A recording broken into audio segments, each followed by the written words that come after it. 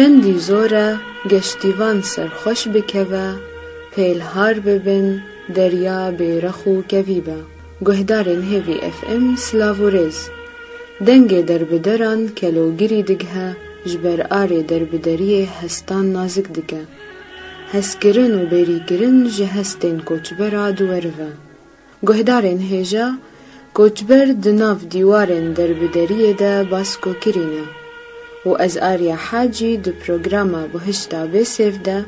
امی هول بدن کو گیانی دربدران دبن باسکی روژه ده گرم بکن. گهدارین هیجا مهوان میوه هفتیه پنابر کرد آزاد احمد جخلکن گندوارن در دورا باجاروکی تربسپیه. ده دسپیکا سالین هشتیا ده بر با اوروپا و پنابر بویه بمبستا بردوام کرنا خوندنا خواه. لجبر روشا گل کرد لسوریه لأوروپا جیب جیبویه و تبنا ایش و آزارن خواه هور دوان سالا ده درسه. گهدارن هیوی اف ام مجارا دربدریه دوف دریجه. هر هفتی جارکی امی و بسپیرن دربدرکی دا بکوراهی لسر جانین دربدریه با آخوه. اونها امی و بسپیرن کوچبر کرد آزاد احمد یکو لولات هولندا دمینه دا چیروکا دربدری خواه جورا بهونه.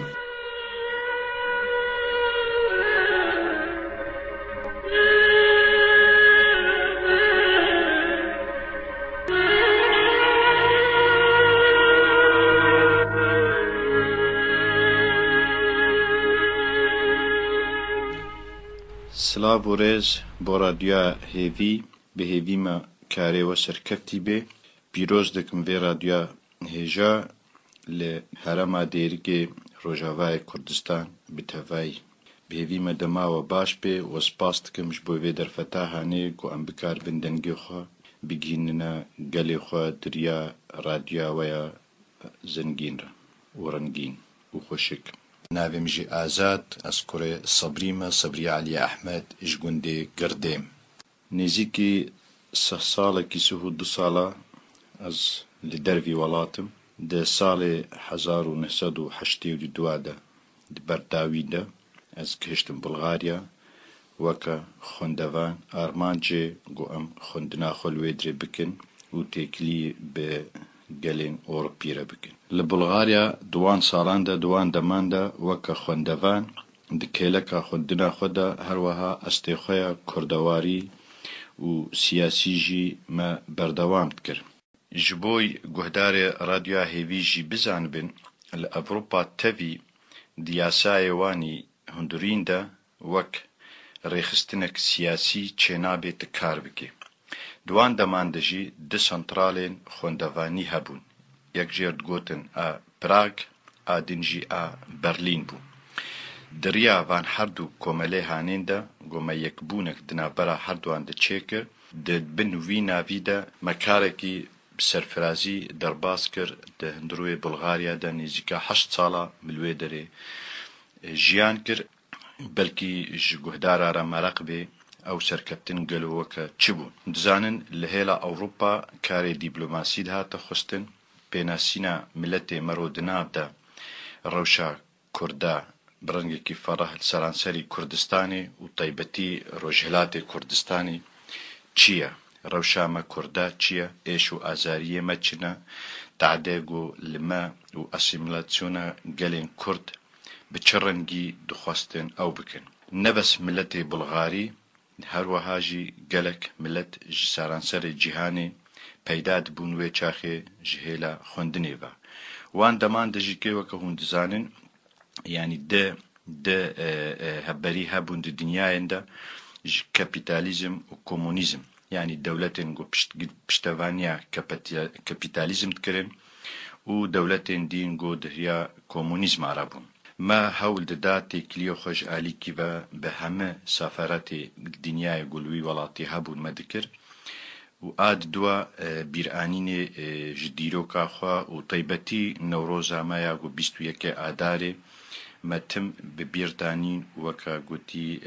شاهی پیچید کرن و سرکفتی جی درباست. بگومان هنی مرق بکن آستانگی چنه گلو وقتی مرود که ولاتکی غریب ولاتکی نناس هواياوي نوك هوايا ولاتي مرويا زماني وان نوك زماني دايكا مرويا دانو ستاندني وان نوك دانو ستاندني مروفا يعني تشتي نورمال دجياني دا قوت القامشلو التربسبية الديركي الشامي العفريني تيدا مظن بويا بزاروكيا خوا تنهاجي خورتي وكا خوندوانك قالو او انستانگي چهبو وەک کەسێکی خوێندەڤان سەریدە دەهاتە خستن تە فێری زمان ببێ تە پر جلێن گران خۆکێش بەر زستان ئەوان بڕاستی گەلک جەمدی بوو و هەوا ڕەوشە هەوایە ینی وەکت بێ گەلکی لمەڕۆ ڕۆڵک ولو ژعالیە درستی vejike و ژعالیە مێژواوی vejike لەسەر مەڕۆ دلەیست ئانستۆنگیکا پێشیە و گۆکت بێ ژعالیە ناتورڤە مرو بدبي عاد دوا زمان حتى فيري زماني وي ولاتي نبي حرتشت بالتزحمته آخفتن كرياري بازار چوين هاتن يعني تحمق اليادا جبر ويكي چكسكي جو دوري ولات ببي وهاري ولاتكي دي تركي بري حرتشتي تي خستن جو فيري زمان ببي بملت بلغاري راجي رنگ جياني براستيج ما كردارا نگلکی زحمت بوکه ملت ندی ترکی چمکی د دیرو کې ده د دمه کې ده وقتی گو بلغارستان و بلغاری چه بونه بشک جوان سیسیه گول هف کون بونه وک بلغاری هاتنه ناس کرن یک جوان بشان جوارد گون پرا بلغاری او جی جنیزی که قفقاسی واندرا هاتبون جعالی جواکی و لو ما جی گلک تشتیما وک کردا وک بلغاریا وک هف بون دوی آلی دا هنکی آریکاری دبو مروف زو فیری و جواکی بکی شعالی دیوا و رنگکی خوندوانی تعدل اکونومیا وان ندهات نزانیم بی او ندبون یعنی دانوستاندن گلکی وکد بی نورمال بو پشتی طیبی و تا زمان تیک هشتی و تا بکاری تا بزمین هلوستی خواه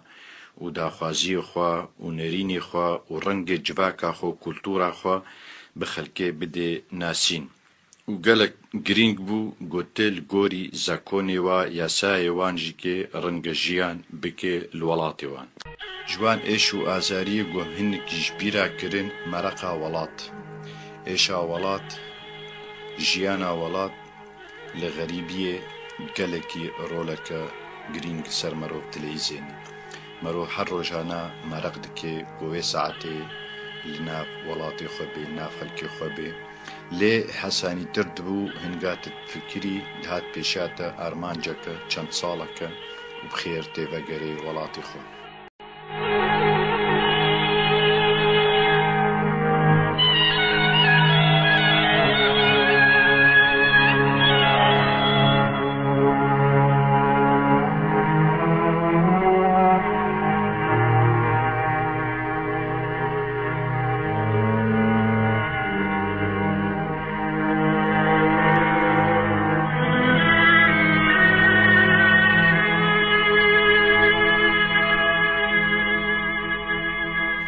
پشتی خوندنا خوی بلند مخلاص کر مخابن اسکارم بیجم دسالین نوتی ده هرواندنا سوویت و رنگکی نو ایجیانی و هرچه آستا سیاسی چه جواکی لوی ولاتی پیدا بو وجبر صدام ندی امنچار بون از و خزانیا خوا یعنی جه هبجینا خوا گو بلغارا و دزارو که خوا اینهین بچوک بعمل یک دسالی و یک که تقریبا 4 سالی مباری خدا اوروبا غربی و چاخی بینا ویدهات ناس کرن امگهانا ولات هولندا سالن پیشی ده یعنی وی دمان ام بیجن ده نوتو دوان ده داویه نوتو ده دوان ده روش نوکا آنها بو و چاخی پنابر یعنی جی که کسین دوری ولات یعنی جی کسید هاتن به بازرگانیه نه قاسی هجمارك زیده وکا آنها هبو جبر ویکی یعنی مروشا پنابریه دوی وقتی ده دوان چاخان ده هنکی رحبتر و حسانی تر بوش به دمان ها ام چاوا گهان نزیکا سالا که ام لبندا وکا گوتی بيناسينا أري كرنا ما وهبونا ما لهولندا أو زحمتيجو مد بيشيدة آنين الزمين لولاته هولندا جي كي عيني رنگ بو وهنكي بلكي دجوار ترجيج برغو زمان بيجبو زمانك دي وكولتورة كدي وجباكة كدي ودبابو دهندروي وكدبين سالك دسالان دا كيماني مرو هنكي فيري وكولتورة ببي وتشتيغو اجمرو تيخوستن لغوري في ولاتي لسرخوا ببيفان بكي وتشتي خواني ديجي كردي هستي خوا ولاتي خواجي وكغوتي بباريزي وهروها يا هاي جرينتر يا هاي زحمتر جو هروي بميني وكا أستك الطنك يعني خديبونا زارو كان قوتوان زارو كي خوا بخوا وقريداي بهيلي تمكي تبلو جواتا كنود بن جغيري جواتا هولندي دي سجي جواتا ولاتنا دي قو نه هولندينا پیداد بن و دانوستاندن يعني جي كونتاكت بملتي ولاتنا ديره جي تشيد بن يعني بأوروبي دبن مولتي كولتور جالك كولتوري جو بهافرتينا هوناندن و جرينجيت كوده جو تبكار بي تشاوا زاروكا خوشي بباريزي جو بتشتي خو هم جواكا خوشي ناسكي و هم بان جواكي نناس و دور براستي يعني ما قالك ايشو ازاريد في آلي دجيكي خوارن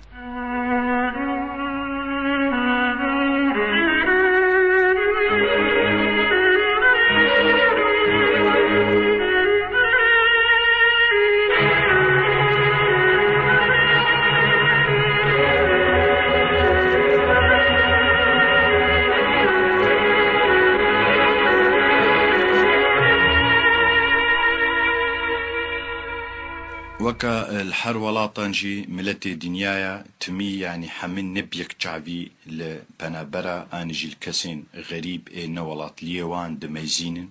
لي برنجا كي برفراح دي صدي حفتي حشتي امتكارن بيجن جواكا هولندي وك هولنديا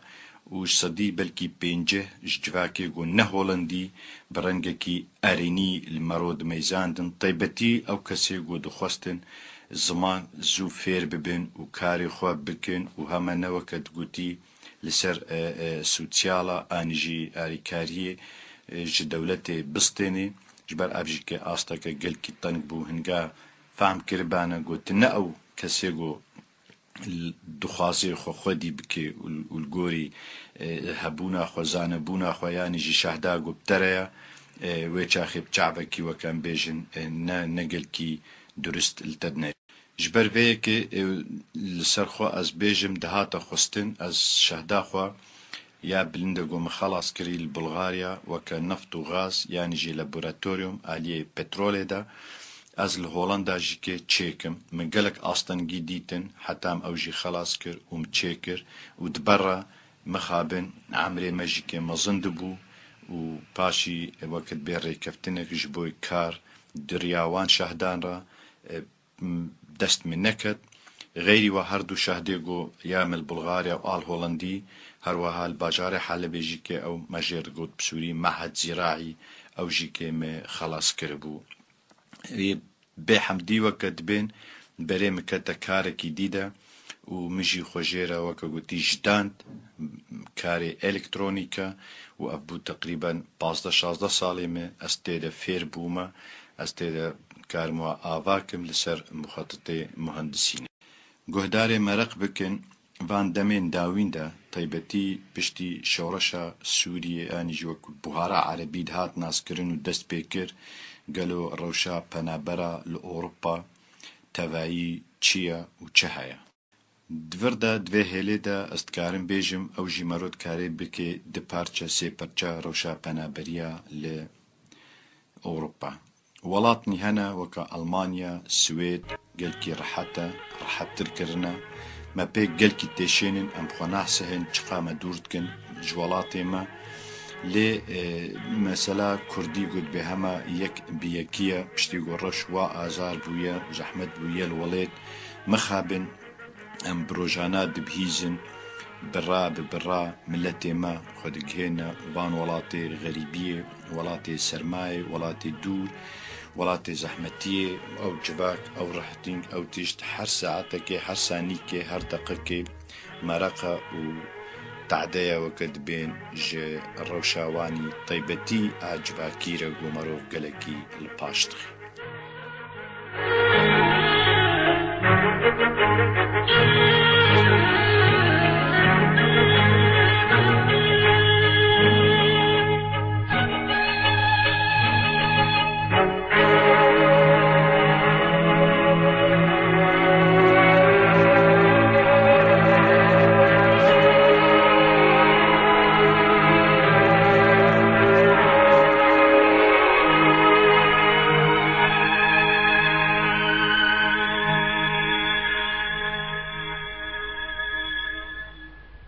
لهنك ولاتن دين أوروبي وك بلغاريا غونيزيكي سينوري تركيا قالك إيشو آزاري كشتن وريا قاچاقچيا وان چيروكا جي بيگومان هم تبد زانن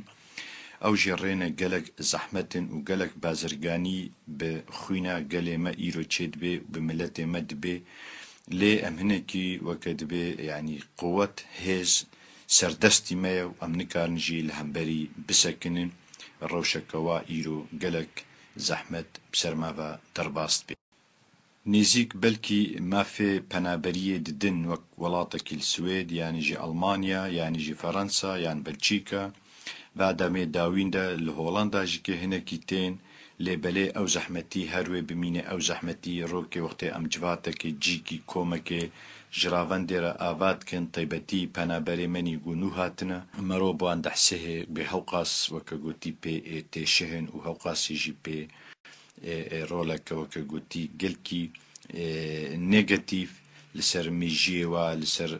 يعني لواليت هيفيك دكرين تشتك دهات جوارك قوتين لوقتي قو دقهن براستي روش نوكا قو المال آنجي هنكا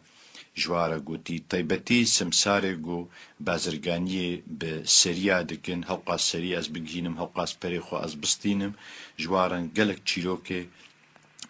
نراست تينا قوتين و بيتينا وكا قوتي رازي كرين قو مالا خوا عردي خوا ولاتي خوا زاروكي خوا بيركا خوا جواكا خوا بردن و بگنا فان ولاتي دور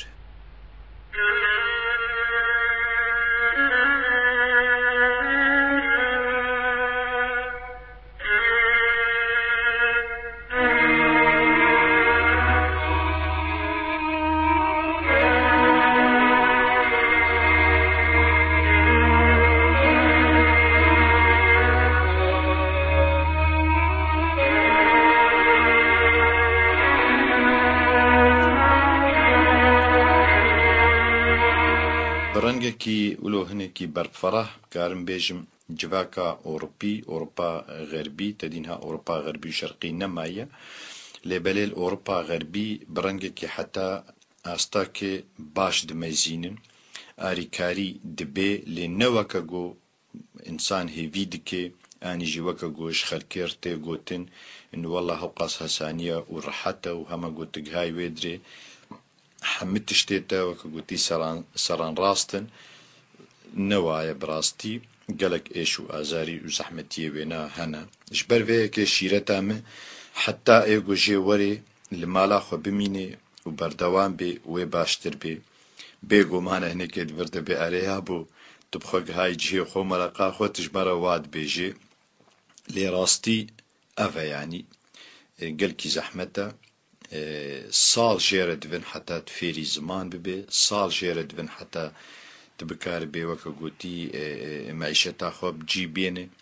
تفي دست بي كده آريكاريك هيا دولة دي ولاد دي لنوكا قو مروف دخوازي آنيجيكي طيبتي لسر كدا خوا وجهدي خوا كاربي از بشوانا ده ناب جواكا كردي دما او برنامج كمجي هيا جيرد بين بالتاك ناوي بالتاك جي دنجي روجاواي كردستان كردين ما جي سرانسري اوروبا هروها جي كردستاني هروها جي امريكا جي كندا ايفارا امشخورا ليد جيفهن نزیکا پێنجی شێست دەمەکێدە بزەدەی 200 کەسی تێدە گۆدار دەبوو ji hema aliyê civakê ve yanî qezdame nivîskar helbestvan kesê normal bêşehde kesê yanî civaka kewilo akademî em guftûgoa û ji xwe re weke gotî babeta dideynin û li ser rewşa milletê xwe û agadahiyê golwalê dibin û li vadira dibin şevbêrkê xwe derbas dibikin ji ber vê yekê ez dibêjim weke netîcek ji yani ji van kesên gundtên û diaxivin û êgo êş û azariyê xwe dibêjin û êgo problemê xwe êgo başbûn jî hene bêguman em bêjî ji bîra nekin bi kurtayî mero dikare bêje rewş nehesane ye mero penaberî Ewropa bibê. Nexweşîke dî penaberiyê ku min ji bîra kir ez di axiftinê xwe de jî bêhnim hizmên te her wextî dimênê weke çawa tu penaber wilo jî serreş yani bi çavekî timî li te dimeyzênin û wela ev kesekî xerîb e. Lê li gorî karê te li gorî danûstandina te civaka wan re ew jî kê weke dibe hin bi hin nerîn tê guhertin û taybetî penaberên Kurd cihekî wa taybet heye yani weke bê xwîn şêrînîkê ji alî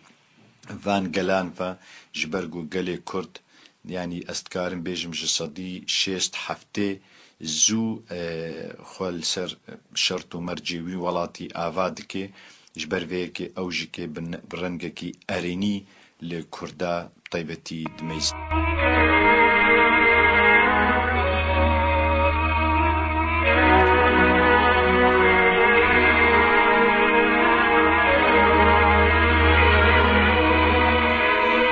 جهلا زاروكا و پرودان زاروكا يعني وكا ياساكي هاي البرانية ولاتين أوروبا قاواغو 12 زاروك جه نتوكي پیدا ببن لباجاركي لگوندكي الأوكي ما فيوانا لسر حسابي حكومتي دبستان كردي وكن لمخابن رابندا مواجه بلايا أو تشتاب كيماني تكاري پیدا بكي دميني لسر حر مالباتكي گوهداري لزاروكي خوكي و گريدانا نتوي وجيند هندروي جواكا خودا و آلية يعني ملت الدين دا وقتي از البرهب دينم ملت كرد جسدي بس ديسس كارم بيجم حشتين نوت يعني ده هندروي كولتورا خوا چه أوروبي و چه كردي دميني و دپاريزي و ناي بجقاندن وكد بنج آلية نباشية وج آلية دورين دين و جهلا سياسي وجي كي مخابن يعني راوندا منا كردي أوروبا يعني واجي كي لهولندا ام بروشا ولد و گريداينا بپارتي خوا بهزي خوي سياسي و بدزگه خوي سياسي ولد لو ماجي روشا ماجي كي هنكي البدر او رولتي ليزاندن يعني نيزيك بون بسر هبدوده كيما ام كارم بيجم نوك گوتي خستن لمد كاريا انجمنك آفا بكن وكلقي هولندا وهروها البا ولاتي دينجيكي انجمنان اجتماعي كردي جو چه پارتيين كردي و پر دزگه و جن و خورد و جوان كرد تيدا جهي خو بكن و الگوري شرط و مرجي بي ولانتي ده بكاربن خباتا خويا كردا تيجيكي بردوان بكم بكن و جمرجيكي شرفا جو از دوي كوميتي دا و دوي انجمنی ده کاری خوا بردوام دکن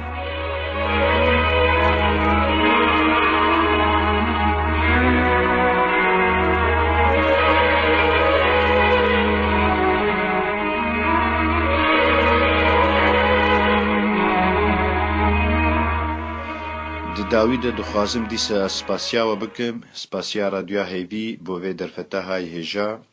شیرتامه جه خلکی مرا کسی گوهی نهاتی دریوی ده هبه برنوه لمالا خوبن الولات خوبن کیزانی نزیک ندور روش آرام تر ببه امیجی بلکی ورن ولات خوا ورن آریکاریا ملت خوا و ناب جواکا خوا سانیک ساعتک دقیقه دیرکی و تربسپیه هجايا سالانا لولات كيوكا هولندا انيجي بلغاريا انيجي بولونيا انيجي روسيا انيجي هم كجا ولاتي هون بخازن بيجن تایبەتیش بۆی وەژی وەکە کارمەندێ رادیۆ هێڤی داخوازی کە مژوە هەیە وەکە هێڤیکێ چلو ناوێ وەژی هێڤیە دەنگێوە بەکری بێ ji her kesîre ji her aliyê siyasî re ji her aliyê civakî re rewşenbîrên Kurd, nivîskarên Kurd, hunermendên Kurd her kesî bêgo hûn rengê partîtî anî jî dezgihî anî jî filan anî jî bihvan meyzênin got bibe dengekî weke gotî her kesek ji endîwerê bigire heta bige Efrîn û her wiha seranserî Ewropa û cîhanê jî kê xelk mereqkê li radyoya we ya pîroz guhdar bike. Spasiyên taybet ji bo guhdarê radyoya we hêja û silav û rêzê min dîse bo teva yek bi yek karmendên radyoya hêvî. Ez ê vê xatira bixwazim, ez ê ji we re bêjim bi bêriya terbespiyê kiriye, bêriya girdên kiriye, bêriya Qamişlo kiriye, bêriya Endîwerê kiriye, bêriya Çemşerev kiriye, bêriya Dêrikê kiriye, Xana Serê, nizanim hema Çelaxa, Weqa gundê me û rêk û rêçikê menî got derbast bûn, çemê me île axirî. Harebî.